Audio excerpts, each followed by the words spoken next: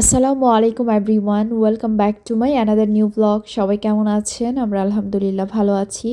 সকাল সকাল উঠে কাজে লেগে গেলাম। আজকে একটু বাসাটা ডিপ ক্লিন করব।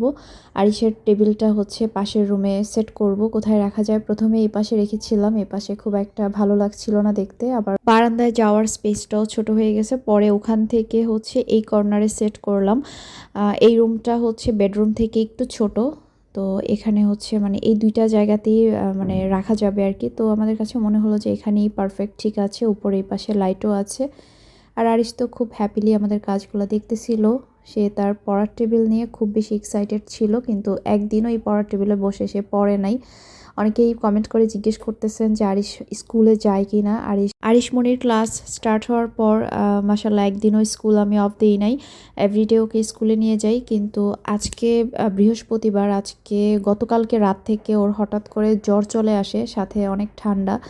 তো জ্বর থাকার কারণে আজকে বৃহস্পতিবার ওর স্কুলটা অফ রেখেছি। তা না হলে এতদিন সে রেগুলার স্কুলে গিয়েছে। তো সবাই আমার আরিশ পাখির জন্য দোয়া করবেন, তাড়াতাড়ি যেন সুস্থ হয়ে যায়।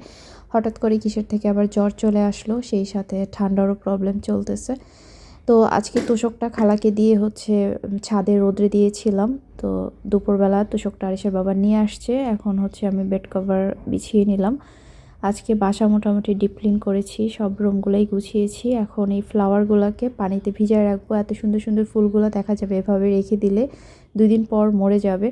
আর আমি চিনি পানিতে ভিজায় রাখবো, অনেক দিন পর্যন্ত ফুলটা সতেজ থাকবে।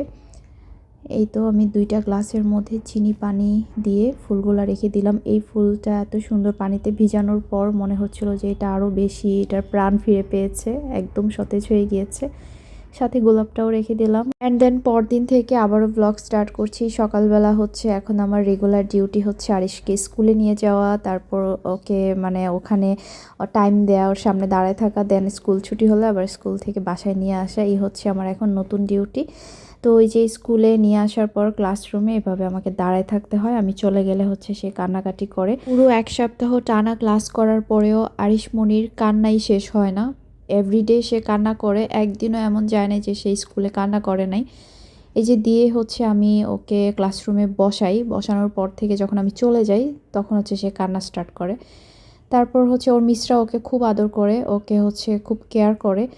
বাচ্চাদের প্রতি প্রত্যেকটা মিস অনেক বেশি কেয়ারিং। তারপরও আরিশ আমার ফেসের দিকে তাকায় থাকবে। এই যে আমি একদম দরজার সোজাসুজি কিন্তু চেয়ার নিয়ে বসে আছি বাহিরে, দরজাটা ক্লোজ করে দিলেই সে ভেতর থেকে কান্না করবে।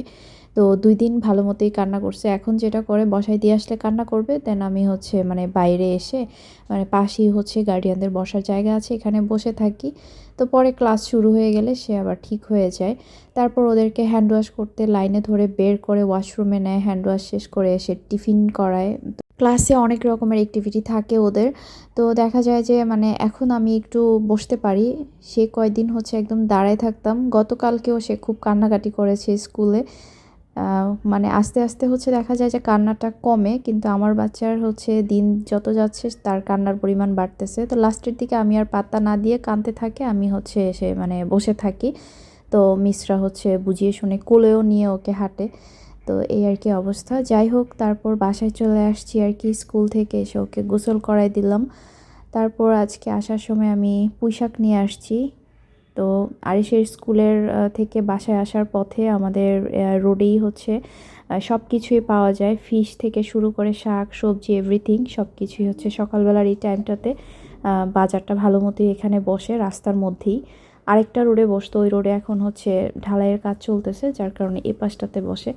তো হাঁটার পথেই এখন ফ্রেশ শাকসবজি পাই, তাই আমি মাঝে মাঝে নিয়ে আসি। তো আজকে পুঁইশাক নিয়ে আসলাম, তো পুঁইশাকগুলো কেটে নিলাম, এখন রান্না করব।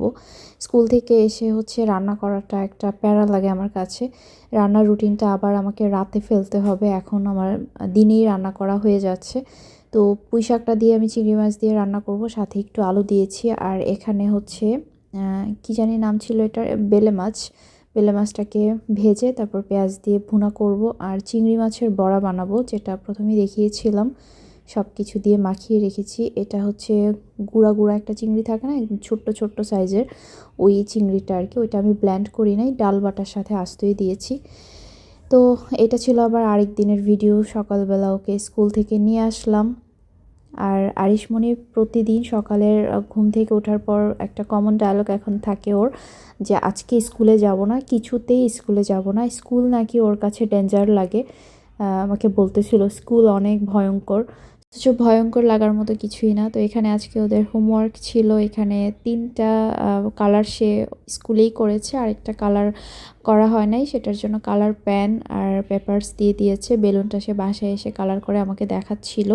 প্রতিদিন ওদের হচ্ছে কালার থাকে এবং অন্যান্য আরও অনেক কিছুই থাকে যেগুলোতে বাচ্চারা অনেক মানে হ্যাপি থাকে, খুশি মনে যেন পড়াটা সে পড়তে পারে, ওইরকম অনেক কিছুই থাকে। এতদিন স্কুলে যাওয়া নিয়ে অনেক হচ্ছে ওর ড্রিম ছিল, প্রতিদিনই জিজ্ঞেস করতো অ্যাডমিশন নেওয়ার পর থেকে কবে ওর ক্লাস স্টার্ট হবে, সে স্কুলে যেতে চায়। আর এখন হচ্ছে স্কুলে যেতে যেতে মানে প্রতিদিন একটা ডায়লগ হয়ে গেছে যে আজকে স্কুলে যাব না। যাই হোক, আজকেও আরিশকে স্কুল থেকে নিয়ে আসার পর আমার রান্না ছিল। তো আসার সময় হচ্ছে অনেক সুন্দর লাল শাক দেখেছিলাম, তো 3 মুঠা লাল শাক নিয়ে আসলাম। লাল শাকগুলা বেছে এখন ভাজি করে নিচ্ছি। 3 মুঠা লাল শাক এতটুকু হয়ে গেছে, আগে আজকে একটু ভাপ দিয়ে নিয়েছি, তারপর হচ্ছে তেলে রসুন কুচি ভেজে শাকটা ভাজি করে নিলাম। আর রান্না করেছি বড় মাছের মাথা দিয়ে মুগ ডাল দিয়ে মুড়ি ঘন্ট। রান্নাটা শেষ করে এখন হচ্ছে আমি পুডিং বানাবো। পুডিংয়ের জন্য ডিম আর দুধ প্রসেস করে নিচ্ছি। এটা আমি দুপুরেই করতেছি, কারণ আরিশ বিকালে ঘুম থেকে উঠেই পুডিং খাবে, সেজন্য আমি দুপুরবেলায় বানিয়ে রাখতেছি। আরিশ আমাকে বলতেছিল যে সে স্কুলে পুডিং নিয়ে যাবে, আর সেজন্যই আজকে আমি বানিয়ে রাখতেছি, নেক্সট ডে হচ্ছে স্কুলে ওকে টিফিনে দিয়ে দেওয়া যাবে। তো এখানে আমি ক্যারামেলটা সেট করে নিচ্ছিলাম, এই তো সুন্দরভাবে ক্যারামেলটা হয়ে গিয়েছে। এখন এটা ঠান্ডা হয়ে গেলে ডিম দুধের মিশ্রণটা দিয়ে দিব। আরিশমণিও কিন্তু আমাকে হেল্প করতেছে, আমি যখন কোনো কিছু মেক করি তখন সেও ছুটে চলে আসে আমাকে হেল্প করার জন্য, সে করতে চাইবে। এই যে এখানে বলতেছিল যে সে এটাকে মিক্স করে দিবে, এই ধরনের কাজগুলো করতে খুব মজা পায়। পুডিংটা আমি আজকে বানিয়েছি প্রেশার কুকারে, আর এই তো আমার পুডিং হয়ে গিয়েছে, মোল্ড আউট করে নিলাম। আগে পুডিং আমার অনেক বেশি সুন্দর হতো, ইদানিং পুডিং একটু কেমন জানি ডেবে যায় উপর থেকে অল্প হালকা পরিমাণে। আমার আম্মুর হাতের পুডিংটা অনেক বেশি সুন্দর হয়। এখন আরিশ বলতেছে যে সে নিজেই কাটবে পুডিংটা, তো এই যে কেটে নিচ্ছি। আজকে আমার গলার অবস্থা ভালো না, আরিশও অসুস্থ, সাথে আমিও অসুস্থ, আমারও হচ্ছে গলা ভেঙে আছে, অনেক কাশি। তো সবাই দোয়া করবেন আমাদের জন্য, শীতের মধ্যে এই ঠান্ডা সর্দি কাশি লেগেই থাকে, বিশেষ করে বাচ্চাদের ঠান্ডা তো ভালোই হতে চায় না। এই লাস্ট কয়েকদিন যাবৎ আরিশের যে ঠান্ডা লেগেছে, ঠান্ডা আর কিছুতেই ভালো হতে যাচ্ছে না। হঠাৎ করে গতকাল রাত থেকে ওর অনেক জ্বর আসে।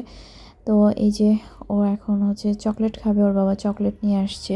তো আজকের ব্লগটা এখানেই শেষ করছি। সবাই ভালো থাকবেন, সুস্থ থাকবেন, আমাদের জন্য দোয়া করবেন, আমার আরিশ পাখির জন্য দোয়া করবেন যেন। ঠিক আছে, আজকে এই পর্যন্তই। আল্লাহ হাফেজ।